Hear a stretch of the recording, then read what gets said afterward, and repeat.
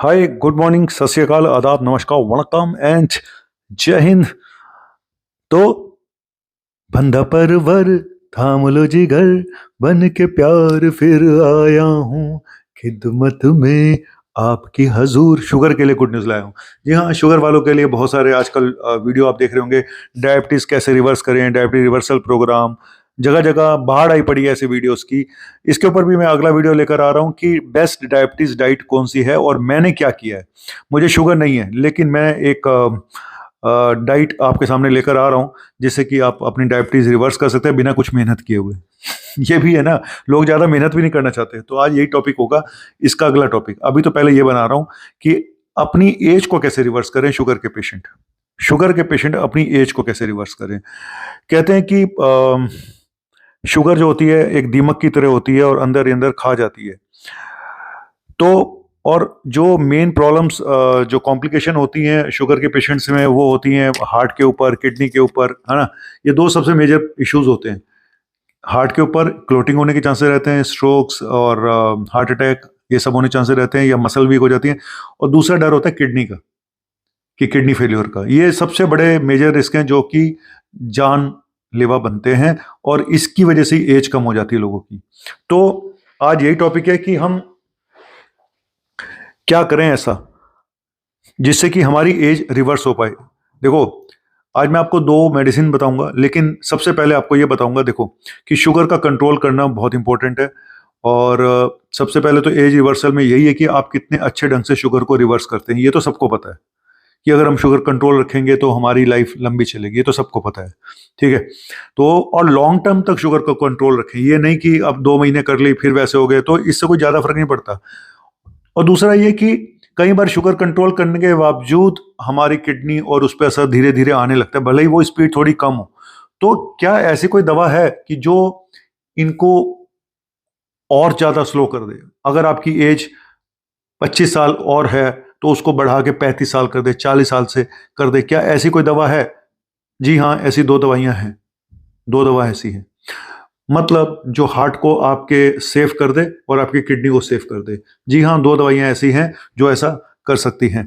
और सबसे ऊपर जो नाम है दवा का, जिस ग्रुप का, जो आजकल बहुत यूज की जा रही है, और किसको मैं उसको सबसे बोलूं तो आजकल अभी तक के शुगर के इतिहास में सबसे बड़ी अगर वंडर ड्रग मैं मानता हूं तो मैं इसी ड्रग को मानता हूं। क्योंकि बाकी दवाइयां सब इंसुलिन पे काम करती थी। बाकी दवाइयां आपकी शुगर कंट्रोल करती थी, इंसुलिन सेंसिटिविटी बढ़ाती थी, इंसुलिन के फंक्शन को इंप्रूव करती थी, लेकिन कोई भी दवा का डायरेक्ट ऐसा कोई एविडेंस नहीं मिला जिसने आपके हार्ट को प्रोटेक्ट करने में मदद करी हो, किडनी को प्रोटेक्ट करने में मदद करी हो। ऐसी कोई दवाई डायरेक्टली ऐसी नहीं मिली कि जिसका कोई एडेड एडवांटेज हो सिवाय शुगर कंट्रोल करने के। तो ऐसी कोई दवाई नहीं थी। लेकिन अभी पिछले 10 सालों से जो दवा यूज की जा रही है, मेरे ख्याल से 8-10 साल हो गए हैं, वो है ग्लिफलोजिन। जी हाँ, ग्लिफलोजिन। ग्लिफलोजिन जो कि एक ग्रुप है जिसमें कि आता है का डेपा ग्लिफलोजिन और कैना, है ना, एम्पा, और इसमें खास तौर से एम्पा। ये जो ग्रुप है ये क्या करता है कि ये आपकी शुगर को पेशाब के रास्ते बाहर निकाल देता है। ये इंसुलिन पे ऊपर काम नहीं करती हैं, लेकिन इनके एडेड एडवांटेज देखे गए हैं कहाँ पे? हार्ट के ऊपर। ये हार्ट प्रोटेक्टिव है, हार्ट फेलियर के रिस्क को कम करती हैं। और कार्डियो प्रोटेक्टिव तो मैं बता चुका हूँ कि हार्ट की ब्लॉकेज होने से हार्ट प्रोटेक्टिव है, तो हार्ट को बचाएंगी लंबे समय तक।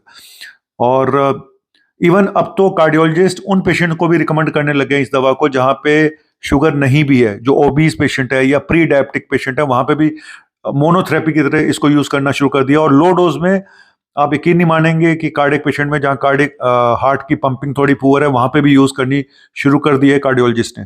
तो एक तरह का एडेड एडवांटेज इस मेडिसिन का मिला है। ठीक है, एक मेडिसिन तो मैंने ये बताई। और इसमें सबसे ऊपर जो नाम आता है एम्पाग्लिफलोजिन, मैं ब्रांड नेम तो यहाँ पे नहीं बताऊंगा, लेकिन फिर भी एक आधा ब्रांड बता देता हूँ जो बहुत कॉमनली है, जार्डियंस के नाम से आती है, जो सबसे ज़्यादा बिकता है, इसका नंबर 1 ब्रांड है। और भी हैं, और डेपाग्लिफलोजिन के तो बहुत सारे ब्रांड है। और सबसे ज़्यादा जो यूज़ होती है एम्पा और डेपा ही होती है। सबसे नंबर 1 पे यूज़ होती है डेपा, क्योंकि वो सस्ती है। डेपाग्लिफलोजिन जो है अब सस्ती हो गई है, आपको आराम से 8-10 रुपए से लेकर 15 रुपए के बीच में मिल जाती है। पहले इस दवा की कॉस्ट 30-40 रुपए 45 रुपए तक थी। तो ये हो गई। तो यही दवा किडनी प्रोटेक्टिव भी है, जो नई स्टडी आई है कि ये किडनी प्रोटेक्टिव भी है, रीनल प्रोटेक्टिव भी है। तो आपको दो एडेड एडवांटेज मिलते हैं कि आपकी किडनी को भी बचाती है और आपके हार्ट को बचाती है। तो ये एज को रिवर्स कर सकती है, एज को बढ़ा सकती है, आपकी लाइफ एक्सपेक्टेंसी को बढ़ा सकती है। ये हो गई पहली दवा, ठीक है। और दूसरी दवा एस इनहिबिटर, जो एक बीपी की दवा है, जो कि हम शुगर के पेशेंट में जनरली क्या होता है कि जब शुगर होती है तो ज़्यादातर पेशेंट में बीपी भी माइल्ड टू मॉडरेट या ज़्यादा हो सकता है। तो ऐसे में आपके पास जो सबसे बड़ा दवा आती है वो है एस इनहिबिटर, ठीक है, जिसमें आती है रेमिप्रिल, जिसमें आती है कैप्टोप्रिल, है ना, जिसमें आती है एनालाप्रिल।